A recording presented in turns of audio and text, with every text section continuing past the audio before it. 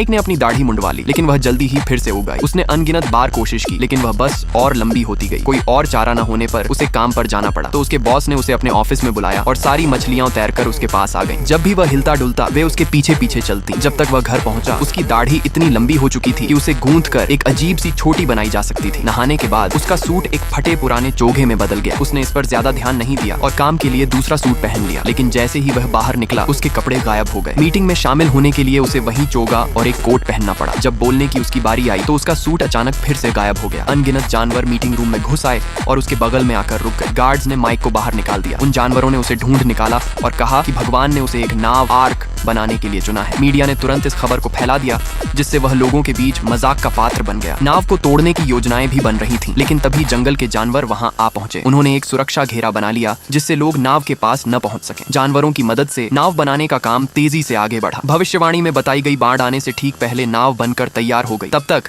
Mic के बाल पूरी तरह से सफेद हो चुके थे। उसने अपने हाथ ऊपर उठाए और सारे जानवर नाव पर चढ़ गए। लोग डेक पर खड़े होकर अविश्वास भरी नजरों से यह सब देख रहे थे। माइक ने उनसे नाव पर चढ़ने की गुजारिश की, लेकिन उन्हें अब भी यकीन नहीं हो रहा था कि बाढ़ आने वाली है। वे उस पर हंस रहे थे और कह रहे थे कि वह पागल हो गया है। ठीक उसी समय पुलिस और नाव तोड़ने वाली टीम वहां पहुंच गई। सबको लगा कि अब नाव को तोड़ दिया जाएगा। अचानक आसमान में अंधेरा छा गया और एक जोरदार हवा चलने लगी। माइक को एहसास हो गया कि बाढ़ सचमुच आने वाली है। उसने सबको नाव पर चढ़ने की आखिरी चेतावनी दी। ठीक उसी पल दूर से एक जोरदार गड़गड़ाहट की आवाज आई। शहर के ऊपर बना विशाल बांध अचानक टूट गया। पानी की विशाल लहरें उन पर टूट पड़ी। लोग घबराकर चीखने चिल्लाने लगे और नाव की तरफ भागने लगे। कुछ ही देर बाद बाढ़ ने अपने रास्ते में आने वाली हर चीज को तबाह कर दिया, लेकिन नाव ने सबको बचा लिया। अब किसी की भी हिम्मत नहीं हुई कि वे उस पर हंसें, क्योंकि अब उसने भगवान का स्थान ले लिया था।